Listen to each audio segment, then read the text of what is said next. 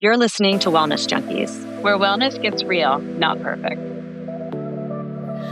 Welcome to Wellness Junkies. We are joined by Dr. Ruslan from Miami, Florida. Very, very thrilled to have him on the show today. He is a board certified facial plastic surgeon, artist, and founder of Z Face Plastic Surgery in South Florida, who's pushing back on one of the most misleading trends in aesthetics today, copying celebrity Instagram faces without understanding facial structure, function, or identity. We don't like that around here. Okay. Dr. Ruslan specializes in primary and revision facial surgery and sees firsthand how chasing someone else's face often leads to distortion, regret, and repeat surgeries. His approach is intentionally different, prioritizing educational consultations and surgical decisions rooted in harmony, anatomy, and long-term outcomes, not trends. He's an articulate patient-first expert who helps audiences understand why the best results look natural, not copied. And I couldn't agree more with that. Welcome to the show, Dr. Ruslan. Thank you very much for having me, Amy. Yeah. So, I sometimes like to start the show just so people can get to know you a little bit and talk about what was kind of like in the last few days or last week, your weekly high, something that brought you joy, something that made you feel good. It could have been big or small, but would love to hear kind of what's bringing you joy these days. Well, that's easy. I mean, we're following up after a long Valentine's weekend, which fell with President's Day and everything. So I had an amazing weekend. I took my wife to a hotel not too far away. We got away from the kids a little bit, just the two of us. And that me time, that alone time, we love our kids dearly. But sometimes just 2-3 days like that to not even do anything special, meet up with friends, walk around, enjoy nature scenery, a restaurant. You need that for the soul. And especially me, who I work sometimes 12 hours a day, nonstop, and sometimes on weekends. I think that's an absolute must. Yeah, no, I love that. And I need to do that. We haven't done that in a while. And it's so good. And even it's sometimes nice just to not go far because you don't have the stress of traveling. You can just like know you're driving. It's easy, but know the kids are close by, but you can just chill and relax. Yeah. Well, especially you, because you're in Florida. So it's nice there. Here, it's still pretty cold up on the East Coast near DC. So, that's awesome. So for me, I would say, yes, it was a nice long weekend. I had written about this in my newsletter this week, but I also had good news this week. There was like, everything's fine, but there was something found, my gynecologist found something in my breast when she was doing an exam, and I was like freaking out, high anxiety. It's just a cyst, which she thought it was, but anytime anything like that happens, I think it like snaps you back to reality. And so last week I had an exam, everything was fine, thank God. But that just sort of like reminded me like all the things that we're always worried about. Like when things like that happen, you freak out. So it was like, I am typically don't run that anxious, but for the last week I was like a maniac until like last week when I went in and everything was fine. So I'm feeling good. Yeah. Feeling energized. This is actually off the topic of like aesthetics, but it's interesting that you brought this point up. Isn't it funny how it takes something like that to really snap us out? Because when you're worried about something, you're thinking, oh my gosh, this is so bad. I hope that everything is going to be fine. And if so, I'm going to really appreciate life. And sometimes it takes something that extreme. And for that moment, you really appreciate all the little things in life that we take for granted on a daily basis. But as humans, normally we snap back to, traffic, this, that, the little things that really shouldn't annoy us. But these little things, luckily they end up well, but they sometimes do remind us of how vulnerable we are and that we really should enjoy every single day and take it for, not take it for granted, rather. Yeah, no, I totally agree. And even just like, I was so preoccupied in my head with all of this stuff going on that like even having conversations with people was difficult because in the back of your head, you're always like, oh my God, what's going on? And I actually really like tried to stay very positive and manifest positive energy. And I did feel like I did a good job, not like making myself crazy going down the rabbit hole of anxiety, but like you catch yourself being like, oh my God.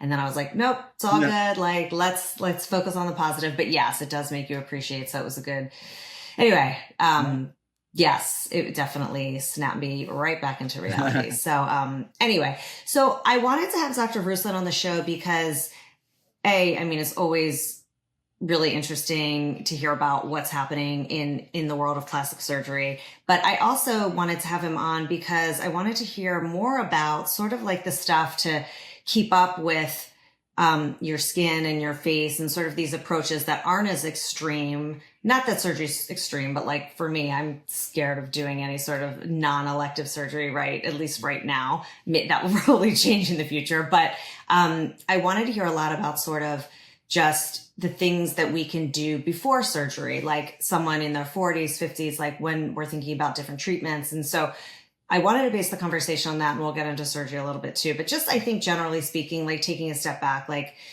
you work in aesthetics, you're, aging well isn't about these quick fixes, although sometimes we like to, do something here or there just to feel better. But how do you personally define aging well and what that means? Well, aging well is multifactorial. There's aging well from an aesthetic standpoint and looking good, and that's a whole topic on its own. But don't forget, Yeah. aging well is also just your body, how you feel, mental aging, how you feel about your age, your energy levels. Those are also important. Those are a little bit outside the scope. So I think that aging well has to be everything: diet, exercise, nutrition, all those things. As far as aging well from an aesthetic standpoint, it's not just doing the big ticket surgery. It's not just doing one particular thing. It's about constant maintenance and awareness and doing the correct things. Yeah. Yeah. And I like that. I was reading about you and doing my research, and it sounds like your approach is very natural, which is good because I just see so many people who go to good surgeons, but that you could just tell, and I hate that look. And sometimes I find it makes people look older when they have that like plastic surgery look. So let's talk about kind of skin quality, because I hear this a lot about volume, laxity, skin changes. Like, how do you keep your skin in a good place as you age? Because I know laxity is a big thing, and I don't even know how to, change that. It's probably genetic, but can you talk about that a little bit? Sure, there's definitely a lot of genetic things. Sun exposure is probably one of the big things. Skin is so important because it's also the hardest thing to reverse. So I always talk about my three pillars. There's laxity in terms of what falls underneath the skin. People think it's skin laxity. It's not. When your face falls, your brows fall, those can look bad, but those are things that we can treat surgically. If it falls, we lift. So there's a solution for that. Volume loss. You lose volume, we can add volume, we can use fat. Now there's even cadaveric fat options. There's filler, which is not bad, but a nice option. We can get into more of that. But skin, there's no one treatment that's a, hey, you got the skin damage, let's do this and let's reverse it. It just doesn't exist. You have to keep up with skin. You have to continuously maintain it. You have to use preventive methods. So things like sunscreen, it's the easiest and most basic thing that all of us forget all the time. But first, prevent the damage from happening. Then using daily moisturizers. Everyone's skin is a little bit different. Some people need one serum or another type of moisturizer. So finding that right balance and staying consistent with it. Consistency is key. You want to create a regimen, one that works for you, but also one that you're going to do. So if you're going to create this crazy regimen, oh, I need to put this on, then this, then add that in these proportions 5 times a day, you're not going to do it. Right. If you say, hey, I've got these 2 things I'm going to do in the morning, these 2 things at night, or 2, 3, whatever it is, and if you can do them, you're going to stay consistent. So those are really important things that I think anybody should be able to do. The other stuff are the treatments that you're coming into either a plastic surgery office or a med spa. And those are things like the most basic one, keeping your skin clean. So facials, hydrofacials. I'm a huge fan of hydrofacials because they really clean out all the pores. You don't have to do them every week, but maybe throw in a hydrofacial once a month, once every other month here and there, just to keep the skin like really clean, to bride some of that squamous debris that collects in there. All the other stuff, then, we get into a lot of other things, the individual treatments that are going to constantly give you a collagen boost. They're going to help slightly rejuvenate the skin here or there, or slow down aging. And again, we can really dive into a whole lot of those, but this is why it's important, because it's a lot of effort and it's hard to reverse. It's much easier to stay up with it over time. And your skin is your covering. if you look at a lot of pictures before and afters, they can be really deceiving, and they're most Yeah. deceiving when people use filters and makeup. Why? Because they're using the skin as a cover. That's your blanket. That is the first thing that people see.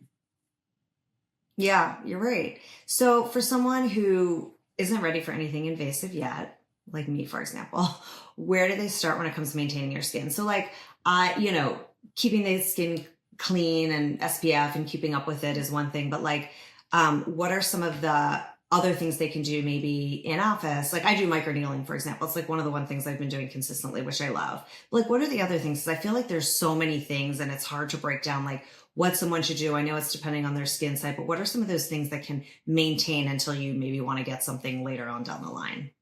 Yeah, so I mean, obviously all the skincare, I love microneedling. It's very underrated, but it really does make a difference. It also makes a difference where you go and how they do it. We get a lot of patients that come in and I talk to them about microneedling. I've done it before. And they come in like, look, that's fine. You've done it before. It's a good idea. We do it here. And they go, oh, it wasn't like this. A Mm, good microneedling session, I can't call it completely non-invasive. You've got needles going in. You do have some redness, usually about a day of downtime. Uh, you want the treatment to give you some bleeding, obviously. You want that redness because that is what's stimulating that new collagen growth. Combined with the microneedling, so I would say the microneedling itself is a nice treatment and it's going to do a lot for you.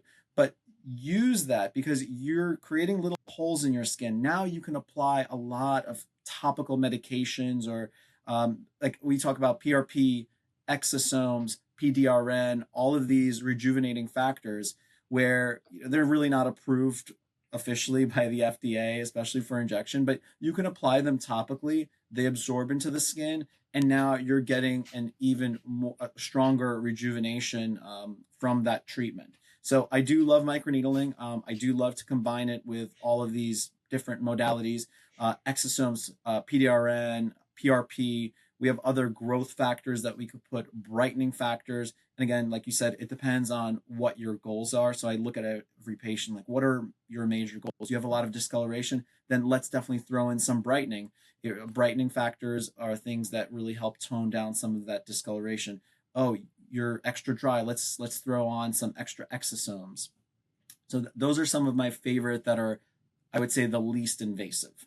And then you have a whole plethora of lasers, which okay, let's talk about that in a second. I just have a quick question about microneedling because I actually, that's a good point. I'm going to ask my person who does it to put more, because I'll do just the microneedling and I don't put anything on top of it. I never thought about that actually. They used to do PRP, like they would take my blood and spin it and then like, but then they told me that it doesn't really, it helps with healing, but it doesn't really do anything. But I don't know if that's true. Is that true? it's really hard to quantify. And the reason that I've gotten more away from PRP is extremely variable. It depends on Yeah. how good are your platelets, which is going Mm-hmm. to depend just on your genetics. It's going to depend on your age. It's also going to vary depending on your diet, how good your Right. platelet rich plasma is going to be. So a lot of us have gotten away from it. I think it does help. We know Yeah. that when we're injecting PRP, we can see, especially when it's good, we can see visible improvements in hair growth. So I don't see why it's not doing that for skin quality. But it is difficult to prove and to tell somebody, hey, if I do this with versus without, that you're going to get what, 10%, 20%? To be honest, it's very difficult to quantify. So I'm very transparent. Yeah. Like the microneedling is great. I think that these things do help. They do the recovery, we can visibly see that. So that I Right. say for sure. I can visibly see that your redness is going to go down, probably cut down by a day or two here or there.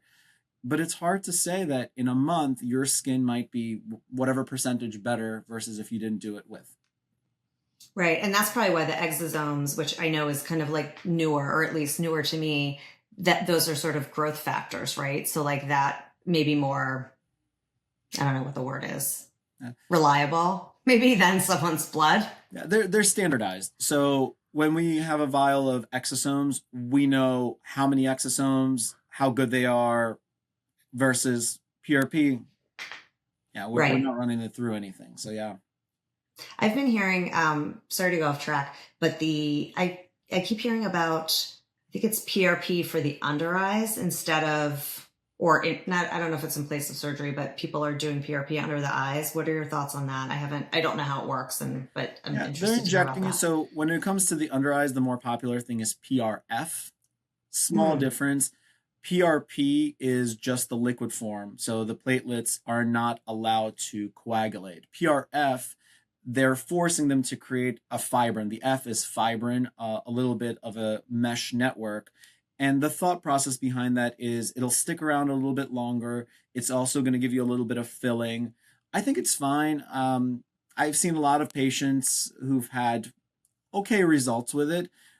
My thought on a lot of these is if it's not going to hurt, then I have no problem with it. Hmm. So if you want to try PRF, I have no issues with it.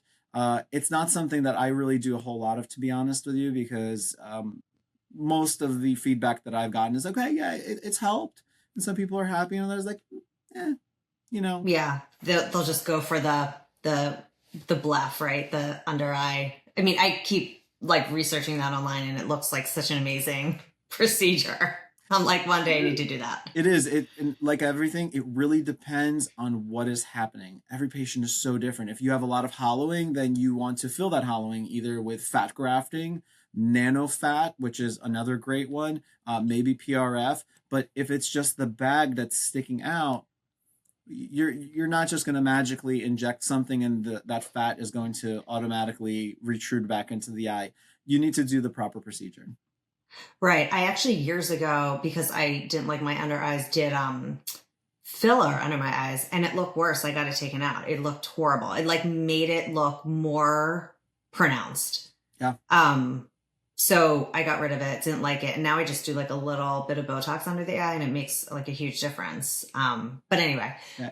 yeah, it's Yeah. interesting, and everybody is different. Okay. Mhm. So we talked about microneedling. What about like lasers? Because I haven't done any lasers, but I keep hearing about, there's like a million different names for a million different lasers, and I'm sure they're all broken into categories. Can you explain like in a 101 way what all the different lasers are, what's good to do when, etc.? Yeah.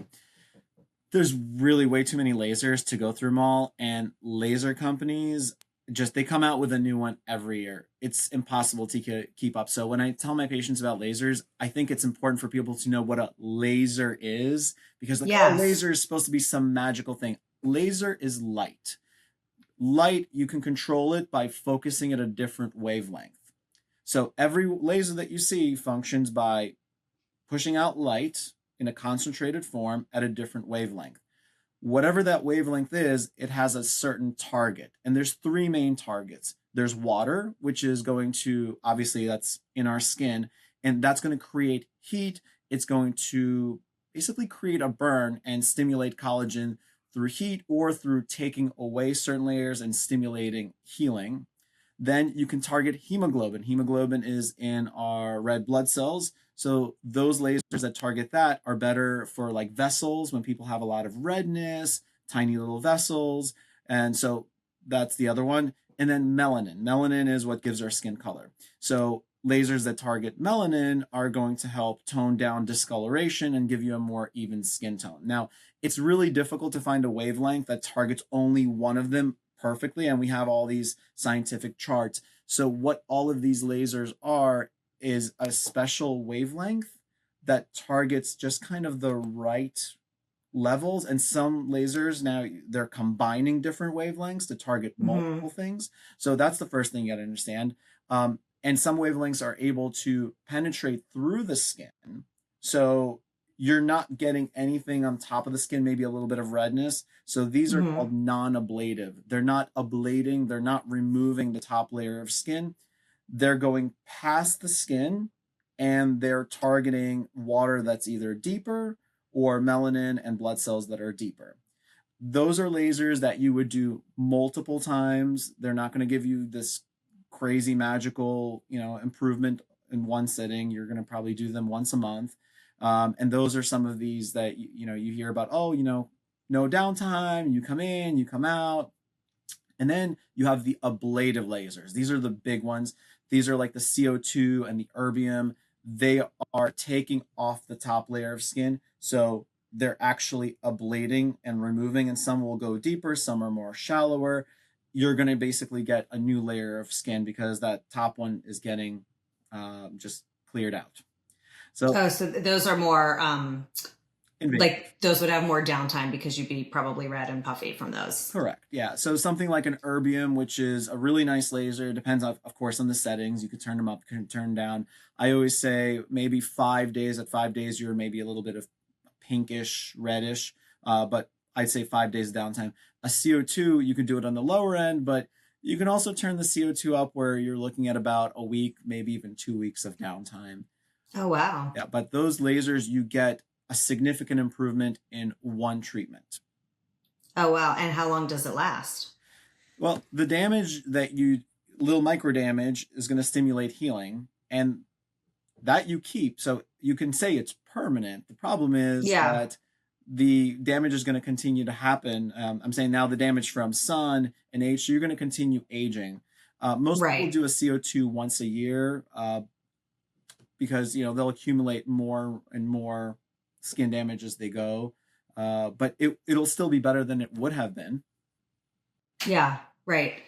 And some of the ones you just talked about, like the 3 different kinds and then the ablative versus non-ablative, can you say some of the names that we hear? Because I hear CO2 you covered, but I hear Clear and Brilliant and Moxi, and what are examples of some of those types for our audience so they understand?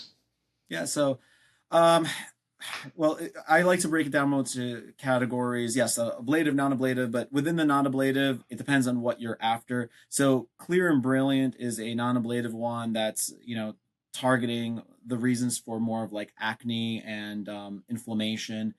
That's always been a popular one. I like the BBL laser, so broadband light. People get BBL confused all the time. Okay, I've heard that, yeah. Yeah. And rather than having one wavelength, it's actually broad band of light. And that's one that's going to be really good for vessels, hemoglobin, and discoloration. Again, you're doing these multiple times. That the BBL is kind of similar to IPL, intense pulse light. I think the BBL is maybe a little bit better, so that's a really popular one. Mm-hmm. And then, you have your Fraxels, your Moxis. Those are other ones that are going to penetrate a little bit deeper without as much downtime. And then, like I said, the Erbium and the CO2 are kind of the two big ones for ablative lasers. Yeah. What kind of, or do any lasers help with sagging? Like you were talking about before, the skin starts sagging. Because I'm how do I do this? How do I get this part firm? This is starting to sag. I'm is it a laser? What do I do? Unfortunately, no. That is what people think. And unfortunately, no. So we talked about lasers, but people also get confused. There are a lot of these other treatments, face tight, neck tight, Ultherapy. They are devices. They're energy-based devices that are either based on ultrasound, radio frequency, and they're not true lasers. Their goal is to add heat also to the deep layers of skin to help with things like laxity. Unfortunately, I have not come across any that I can really say help. In most cases, when people are doing this, and this is such a tough one, this is where we get into, if you're not ready for the bigger thing, it's better not to do the lesser thing because you can create more damage.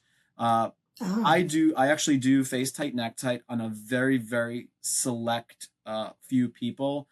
They really have to meet my criteria because I never want to do damage. If I think I can get a little bit of tightening in a certain areas, and mind you, they're never truly lifting. They're tightening. They're going to melt some fat. They're going to create a little tightness in an area, but it's got its downsides because if you do too much, you can actually melt too much fat. The skin actually becomes crepier sooner. So you solve maybe one issue temporarily. That issue then gets worse when the skin becomes crepier. You start to see the platysmal band sooner. You get more scar tissue underneath. And then when we go back in to actually do a facelift, we maybe have to deal with more scar tissue. So I really can't say that any of them are going to do this, at least not in any significant long term. Initially, there may be some swelling and people get really excited over it. But yeah. That's what You're I've not heard. ready You just for it. gotta. And then is that those methods that you were talking about? Is I feel like I just read about M face or something. Is that the same idea where it's just like stimulates, Same. but it Yeah, doesn't really? their technology is a little bit different. There's I believe mostly like based on MRI type technology. Yeah, same thing. I personally have never really been impressed with the results, and I like to Yeah. give patients, more something that I can really promise to say, hey, you know what? I can tell you that this is going to do somewhere within the range of this. And those treatments, I do not find that they're really worth it, in my personal opinion. Yeah. No, good. That's helpful. And what is your thoughts on Botox? I've also been hearing a lot about like Botox in the neck and like jaw area to make things look a little bit more lifted and Yeah. snatched. It's a nice concept. It works for a few people. I think it's overdone. The concept is that our muscle here in the neck pulls down on things. And so if we do Botox all along here, we can release the down pull and maybe allow the muscles that pull up on our face to get a little bit a nicer jawline. I've seen it work for some patients. Again, I'm very transparent. So I tell them, hey, I don't know if this is going to work for you, but if you want, we can try it. And if they're happy, great, then they can keep doing it. But at least they realize, and I'm not promising, hey, you're going to get this, and it will never do this. It might give it a subtle little enhancement. Right. So for people who just want this and they're like, okay, I'll do surgery, like it's not a facelift, right? Like is it just like a mini facelift? Like what do people do if they just kind of want to do that? Yeah, most of the time it is a facelift. Like a full facelift? So yes, a facelift is basically, it's not pulling skin. That's actually the bad facelift. What we want from in all cases is pulling skin, because the laxity that we see is not in the skin layer. It's in the layer below the skin. So we have our skin, then we have a little layer of fat. It's a nice gliding layer. And then it's that SMAS layer, SMAS, superficial musculoaponeurotic system. These are all the fat cushions that make up the actual structure of our face, and they're all tied together with different fascia and connective tissue. That's actually what's falling. So when you're doing this, sure, you're pulling skin, but you're using the skin to pull that SMAS up. So that's actually what we want. And if we use the skin to pull that, the skin doesn't have the strength. This is where you start to see all these really wide scars. Some people get what's called a pixie ear, because now the skin's been pulled back, it attaches to the ear, but the ear just ends up pulling back. So you'll see wide scars, you'll see pixie ears. And initially, if you do this, the swelling and everything looks really great for a little while. And within half a year to a year, the laxity is back, because the skin was never the issue and it's not holding the SMAS back. So then the next step is a facelift. And then we get into the difference between a SMAS lift and a deep plane lift. But there's no really, I have not seen any great way to do this, because if you really think about it, to lift the SMAS, you have to lift the SMAS. The big thing that's really changed with surgery is SMAS lifts were typically done as the main surgery, and it's led to some of these classic kind of facelift look, if you know what I mean. Yeah. Yes. So it a little pulled, a little overstretched, and it was fine, because back then, decade plus ago, it was only those in their 60s, 70s, people that looked really bad that were getting it, and they would almost rather look a little bit pulled than look really bad. So that was the point where they said, okay, I'm going to get a facelift. Now we're doing deep plane facelift. So we lift the top layer of skin, but rather than just lifting it and pulling on the SMAS, we take it a layer deeper. We go into underneath the SMAS. We detach all those fat cushions from the actual muscles that move our face and the ligaments that hold it back. So now we're not pulling. We take this whole thing and we just reposition it. And by repositioning it freely, we're getting a better movement in the right direction without tension. So it's going to be more significant, yet more natural, and last longer. This is where we've now had a paradigm shift. So people who are younger are saying, wait, I don't have to look over pulled. And if they do have a significant amount of laxity, when they do this and they go, yes, then it's worth it for them. So we're actually seeing people even in their mid to late 30s doing deep plane facelifts. Absolutely. Really? When appropriate. Wow. And then you get people who come in their 50s and like, you're not a facelift candidate yet. And that gets into who's a candidate. Right. I was just going to say, how are people in their 30s a candidate for a deep plane facelift? And by the way, thank you for explaining that. I always hear deep plane facelift. I never knew what it meant. So that's the kind that you would want if you're getting it. But like, right. How do people in their 30s qualify for a facelift? That's insane. Yeah. Each person's individual. You have to look at how much laxity they actually have. And my other criteria is when they're in the office and I actually do this and they're looking in the mirror, when their eyes light up and they go, yes, then this objective improvement leads to a significant subjective personal improvement for them. And that's what we're after, right? Right. We're not after a standard goal. If you're happy with how you look, then awesome. So this person wants to look like that, then okay. If you want to look like that and you want to look like that naturally, then you have to do the correct thing. Although sometimes we do this and they go, then no, it's not worth it. It's not worth going through the surgery. It's not as bad as it looks, but it's surgery. It's an investment. It's time off. It's an expensive procedure. It has its risks, so it's got to be worth it. So for this little no, don't do it. Wait, there are other, like you're saying, like little things that you can do, like skincare and all. It's not going to lead to this, but just wait until it's the aha moment for you.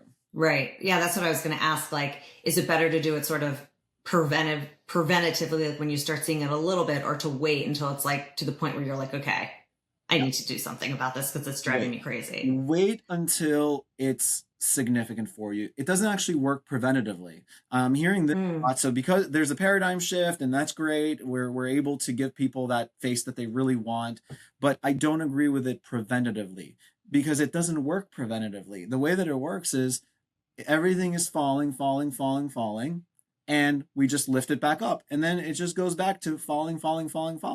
So if it fell a little bit and you lifted it up a little bit, that doesn't prevent it from continuously falling.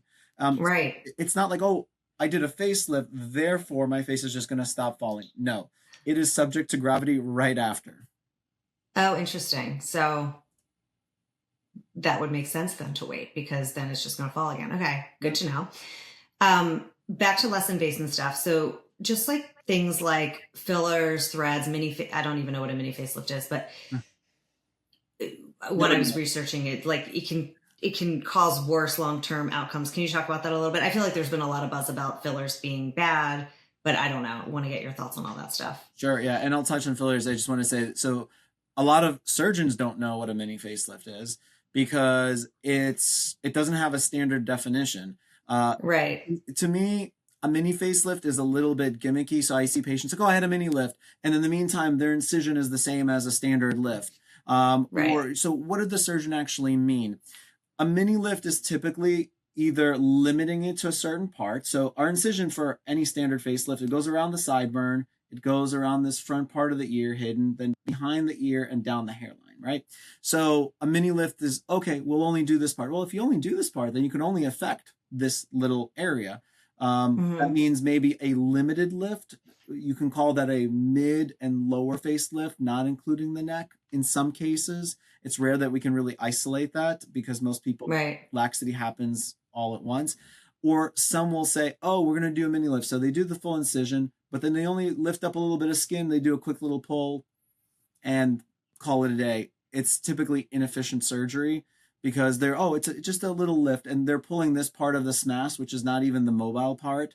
So you get some swelling, you get a little bit of skin removal. It might look a little bit good for a little while, and then they typically fail. So I'm not a fan of mini lifts for the most part. They're typically a gimmicky way of just getting somebody in the lower of... Maybe they think like the surgery is not as bad or something. That is what I'm sorry? Like they probably think the surgery is not as bad or, you know. Yeah, and that's the lore of, oh, it's a mini lift, therefore I'm going to look more natural or it's less recovery. No, unfortunately, it's just a Yeah. gimmicky way to lure it in.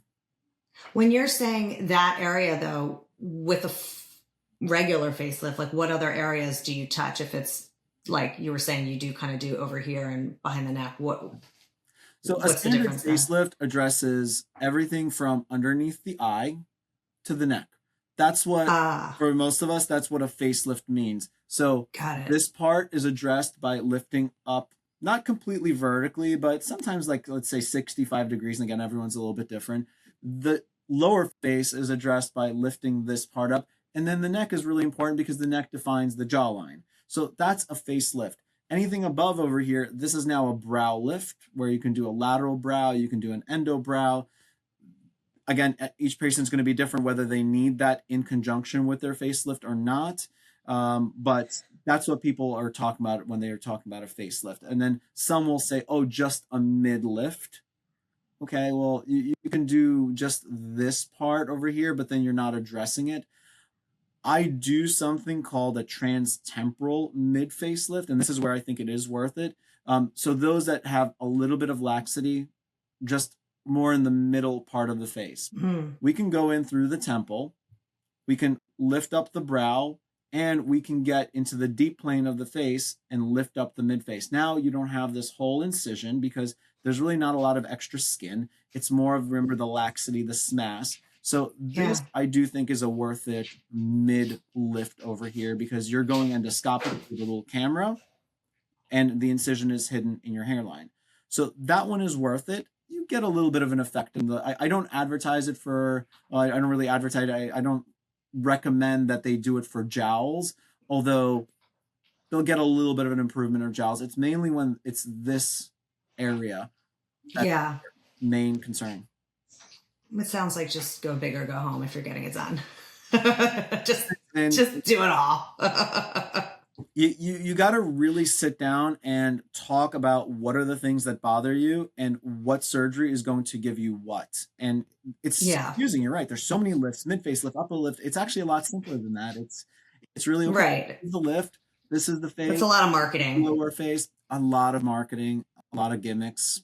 So you got to really sit down with the surgeon and ask them, okay, why is this going to be for me? Will it address this? Will it address that? Oh, what are my choices as far as how, invasive it is, where my scar is going to be? So you got to talk it out. Right. Okay. Fillers, threads. I also want to hear about Sculptra because I keep hearing about that too. And I think that's a filler, but I'm not sure. Yeah. So Sculptra is a type of filler. So there's really two kinds of fillers. There's your standard hyaluronic acid fillers, and hyaluronic acid is a gel.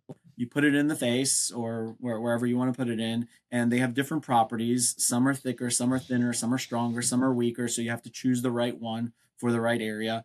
And over time, your body breaks them down. Although now there's evidence that, it doesn't fully break it down. And sometimes it spreads out. Then Sculptra and Radiesse are the two that are part of the biostimulatory fillers. So they're not hyaluronic acid. Radiesse is calcium hydroxyapatite. It's the same stuff that's in bone. And then Sculptra is actually made from a material that we used in sutures very frequently. And they found that when you put these in, your body it creates inflammation and it slowly replaces them with new types of collagen. So people are going more toward those because they're saying, hey, I want to get a little bit of longevity with this filler. I want to get some, volume, but I also want to get some new collagen growth. So I don't have really anything against those. Sculptra sometimes leads to a few issues for us when we're doing surgery. Not always. And I don't tell people to stay away from it. If someone really has a significant lack of volume and just you have to put in a ton of hyaluronic acid filler, then sure, Sculptra might be a nice option. Although for me, I would prefer to do a fat transfer on them. I think that's even more natural. That's your own fat. Yeah. It has stem cells. That's really the way to go. Not everybody has fat. And I always say it's almost like a mean joke. The people that need the most amount of fat in their face are the ones that have the least amount in their body to transfer. Where do you take it from? Wherever we can. So Oh, usually you find the most stubborn areas because that's going to be the best fat to transfer.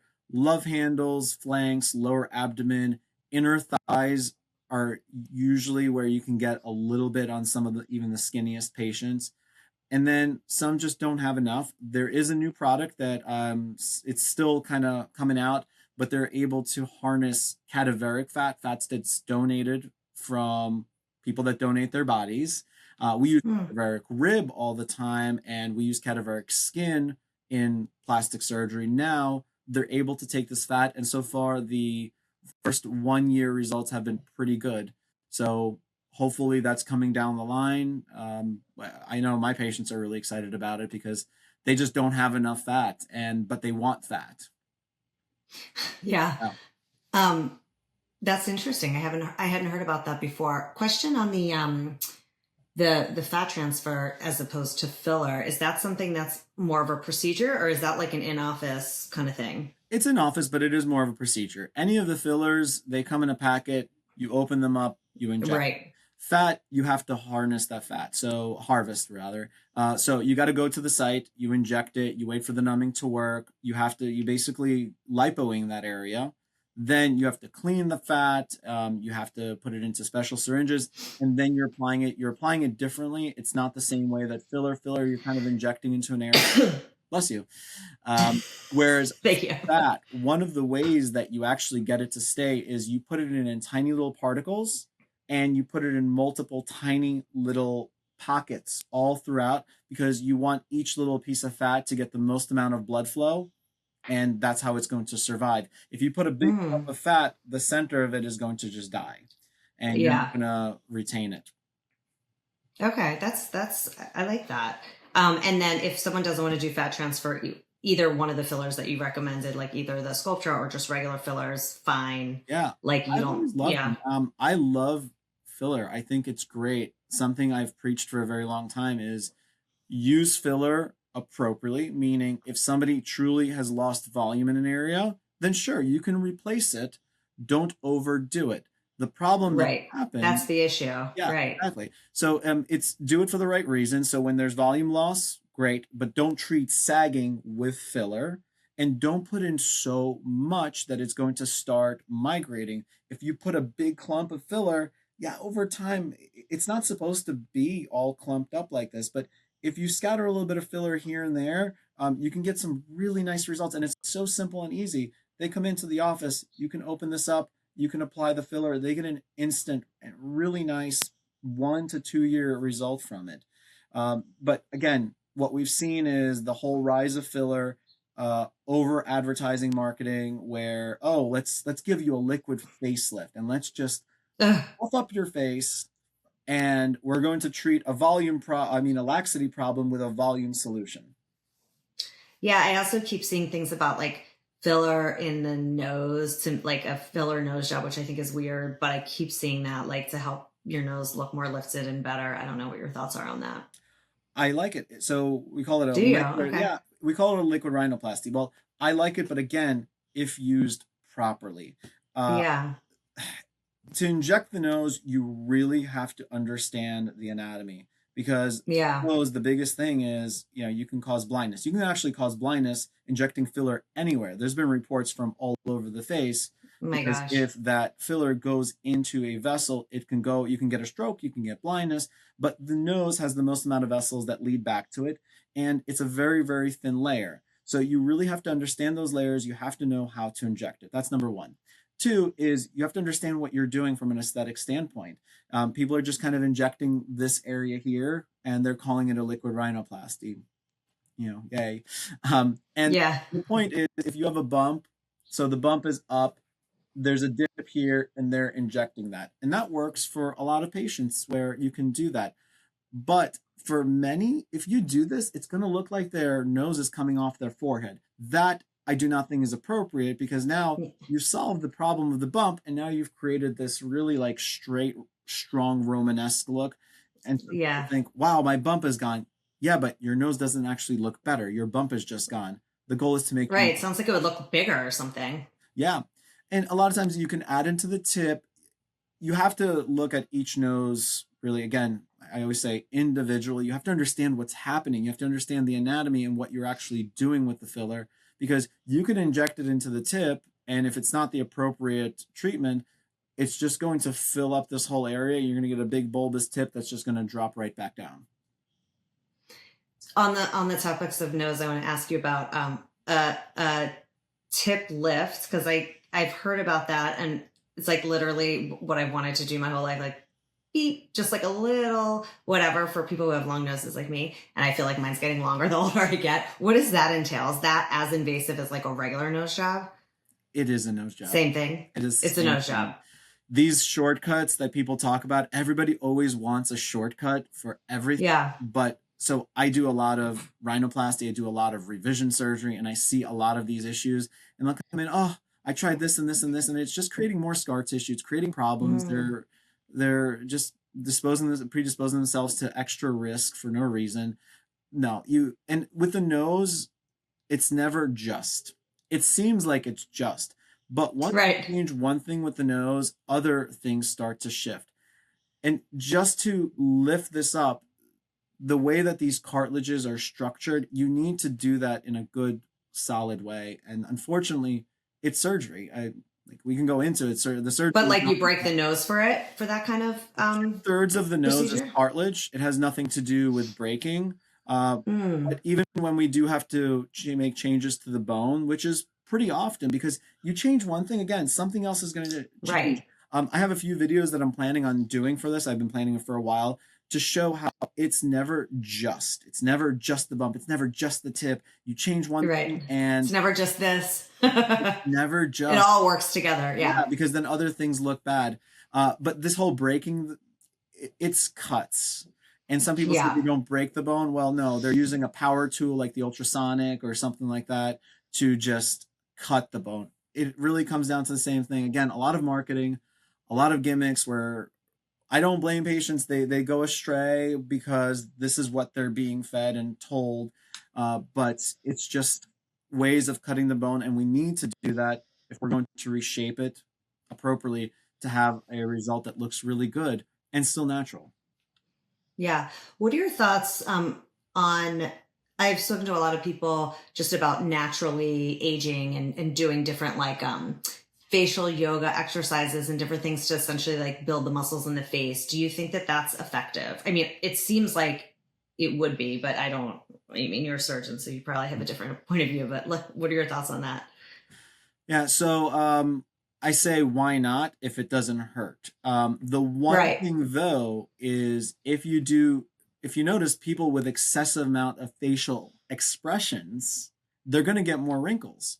Why do we get wrinkles? Yes, it's skin damage over time, but we're getting wrinkles in areas that are folding. So people that smile a lot and have this area, very thin skin here, they're going to get these lines here. So if you're always doing this, if you're always squinting, you're going to get these crow's feet, which is why people are doing Botox, actually to do quite the opposite. Again, that muscle layer is not really what drops. Your muscles are underneath the SMAS. So, and the SMAS layer, those fat pillows that are the soft structures of the face, that's what's falling. So logically, it doesn't make sense to me of how it would help, because you're moving a layer underneath them. But as long as you're not doing too many facial expressions that are going to lead to then more wrinkles, then sure. And you could do these massages and all that. Why not? Right. If it doesn't hurt, why not? Yeah. Yes, I'm going to try to integrate some of that to see if it helps with some of my stuff happening. I was going to ask you something else, which I totally forgot about. It'll come to me. In terms of this year, 2026, what trends are you seeing, and like kind of what do you think is coming in the horizon? For aesthetics? We've kind of touched on a few of them, but the trend is really more, people are understanding that prevention is more important, and I think they're understanding that looking natural is more and more important. So they are looking to get those, procedures that are going to improve it. the thing I hear all the time is, well, I don't want to do filler. I just want to do the surgery. So it's almost shifted too far because sometimes filler is the appropriate route. Right. But people really are shifting to doing the bigger things and understanding more about maintenance. They're understanding that there are rejuvenating factors out there like the exosomes and PDRN, and they're really trying those. And I think, again, if it doesn't do any harm, go for it. But I do caution about trends. Trends, they come and go. And in the aesthetic industry, if you really think about it and look back, so many trends and they came and went because eventually people caught on. I don't want to Yeah. name any of the specific ones, that you hear, oh my God, this celebrity suffered this or that person suffered that from this. Yeah. So, you got to be really careful with trends. It's something new, something exciting. And, if you're going for it, you're kind of part of the guinea pig Right. group.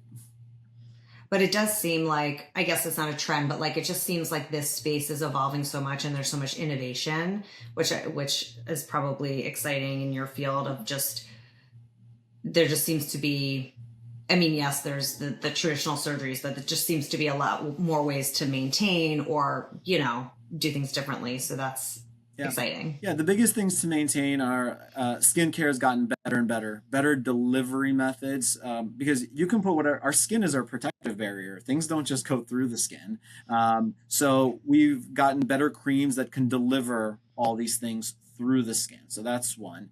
The discovery of all these growth factors, everything, that's awesome because now we can deliver some of those through the skin. Microneedling, understanding how that works. That's really kind of the most exciting stuff to me because hopefully, I know it'll put me out of a job if these things work too well, but hey, great. If we can get people to use these things and once we get to a level, I don't think it's soon. We're not quite there. We're at the level we're kind of improving, but if we can get people to that point where, you really slow down the things that happen with aging, I think that'll be fantastic. Yeah, I think the younger generation definitely has an advantage because I think like when I was growing up and I was in my 20s, 30s, like I wasn't, I mean, SPF, but that was like it. Like there was I never thought about my skincare. And like if I knew now what I knew then, like I feel like the younger generation, they're all going to look so much younger as they age because they're taking care of their skin, which is a good thing. And they're doing these, things to help their skin as they age versus just like, not, I mean, it's just very much on the radar, I feel like. For sure. Yeah. And I think that goes with everything. The sooner that you start with, and I'm not saying that, oh, you need to start with like Botox and all these, but the sooner that you start with like taking care of your skin, even SPF and moisturizing and doing certain things, the better your long-term results. I think the clearest thing from medicine is, and this is, I think, important for a lot of women, is bone density gets lost over time, right? And some people wait till, oh my God, my bone density is going down. Let me start taking calcium and doing weight bearing exercise. Okay, but by then it might be too late. So you start early. You want to do weight training or increase weight. So your bone density is already higher. So as it declines, you're still at a higher rate. And you want to, take things like calcium. So I think that's more known in the public, at least I think it is. Preventative thing. And hopefully maybe we'll have less osteoporosis and pathological fractures. But with skincare, it's happening now. Okay, I'm going to use these creams. They're going to really help. I'm going to go in and do microneedling once, even every 6 months, even once a year, just get myself a little bit here and there, maybe do a little bit of red light therapy that improves circulation. So yeah, we're getting there. Oh yeah, we didn't touch on red light. What's your take on like the red light masks? So there's a difference in the quality. So you got to get yourself a good quality one, but it's one of those things that if it's doing no harm, I think that they do help. They're not magical. Don't expect to use this mask and then all of a sudden see this dramatic improvement. But yeah, it's going to help with blood flow, and good blood flow leads to healthier skin. Okay.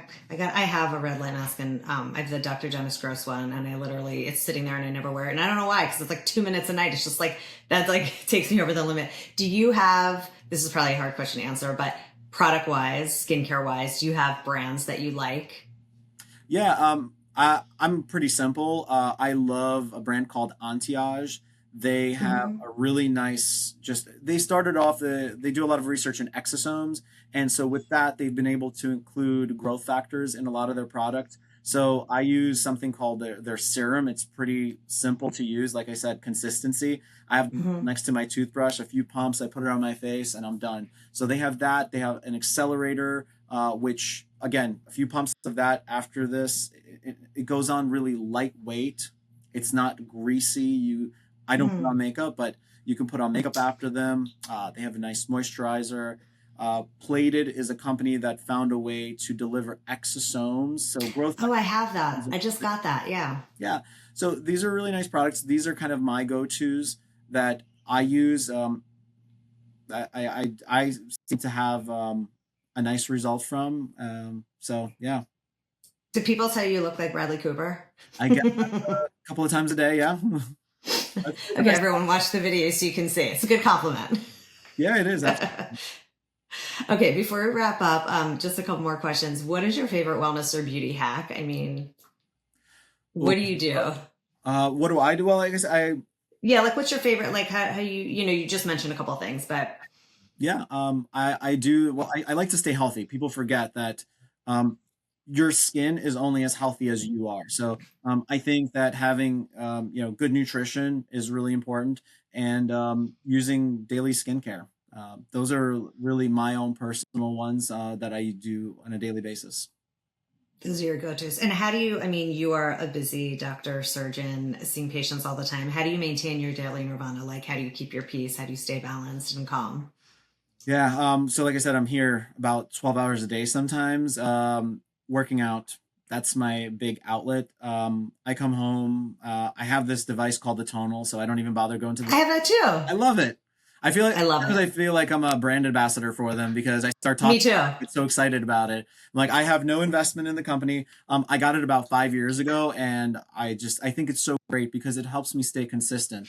So even on a day where I'm tired, I can come home and I can do at least like a 10-15 minute workout, or if I'm up for it, to do a good 45 minute workout. So I do love the tonal. Every now and then I'll go over to the gym just to kind of mix it up as well. So Right. that really does help me on the weekends. My favorite thing, and this is why I love living where I live here in Sunny Isles, is I go running down the beach. There's something about it. Any runner will tell you there's like this runner's high when you're running in the sand on a beautiful beach. And if you've ever seen Sunny Isles here, you're running, the water is crystal clear, it's blue, you have these gorgeous buildings. There's just I'm just in my own world. It's It's something amazing. I'm so that I jealous. need on the weekends. That is so nice. Okay, and where can everybody find you? Online, in person, etc. Find me typically in the office most days of the week. But yeah, no, we have an Instagram, we have a TikTok. We try to stay up, and I try to give advice like I am here. I try to make it very informative.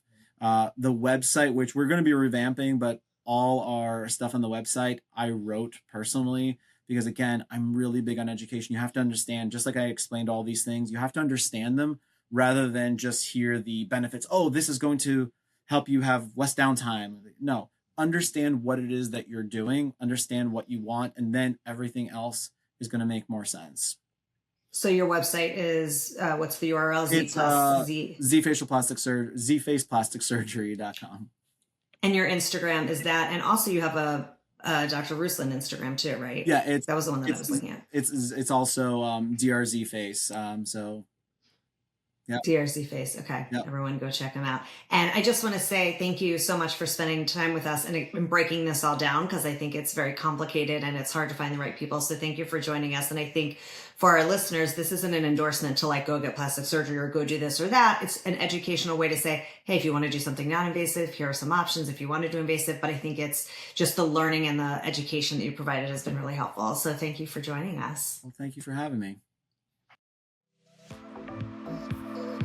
Thanks for listening to Wellness Junkies. For more on today's episode, follow us on Instagram at Wellness Junkies Official and find us on TikTok and YouTube at Wellness Junkies. You can also head to wellnessjunkiesofficial.com for expanded show notes, product links, and more.